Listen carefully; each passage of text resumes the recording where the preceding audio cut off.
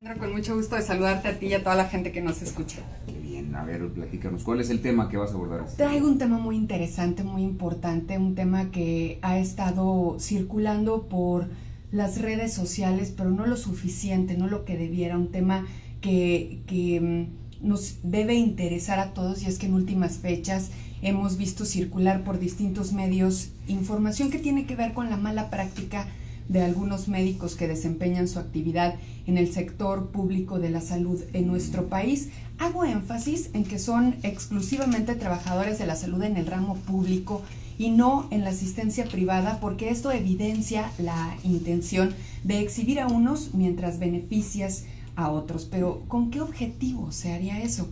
Para ahondar en lo anterior, debemos saber que actualmente existe un interés por modificar el artículo 4 de la Constitución y la Ley General de Salud con el fin de crear un sistema único en el que se homologuen instituciones como el IMSS o el ISSSTE con el Seguro Popular, lo que significaría una reducción en las prestaciones de atención médica y seguridad social para alrededor de 800,000 personas y sus familias. Es importante también decir que son personas que aportan y que trabajan todos los días para tener un sistema de salud óptimo que les garantice ser atendidos en cualquier enfermedad, y hoy está en incertidumbre ese sentir.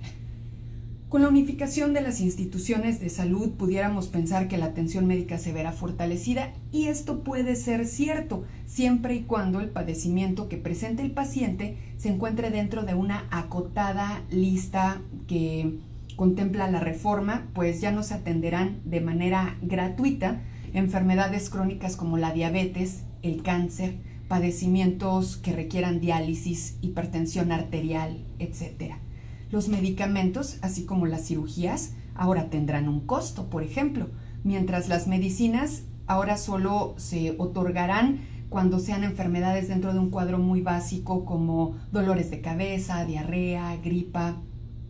Lo demás se va a vender.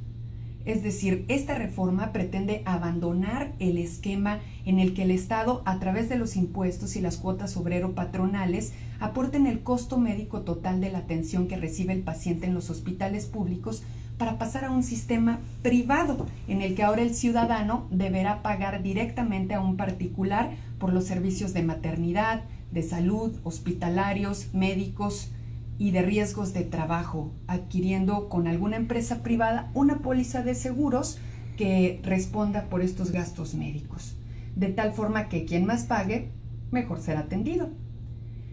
Es importante también decir que en el tema laboral repercute en el tema de la jubilación, pues se habla de un sistema de pensión universal que, de aprobarse esta reforma, se les pagará a los trabajadores la cantidad de 1,092 pesos mensuales por una vida de trabajo al servicio del Estado. Para quien tiene los recursos económicos para pagar consultas médicas privadas, o al menos sea inmune de enfermedades crónicas que terminan despojándolo a uno del patrimonio familiar con los pagos a hospitales, la reforma no debería importarle mucho. Ahora, que si usted que me escucha es de las personas que trabaja 8 horas diarias o a veces más para llevar el sustento a su casa todos los días, o es derechohabiente de estos sistemas, o no tiene asistencia médica, o trabaja en el ramo médico, esto debería de interesarle y mucho. Se lo digo porque en este proyecto de ley citado claramente se están plasmando políticas que urgen de la atención del pueblo mexicano.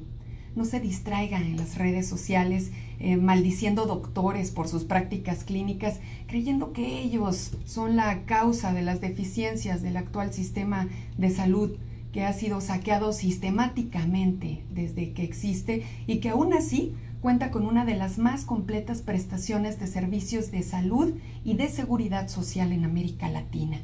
Ciertamente habría que revisar las deficiencias de las instituciones de salud de nuestro país, pero debería hacerse para beneficio de las mismas y de sus usuarios, por supuesto, para dotarlas de más hospitales, de equipo para cirugías, medicamento de todo tipo, así como personal capaz y suficiente para atender a los trabajadores de nuestro país.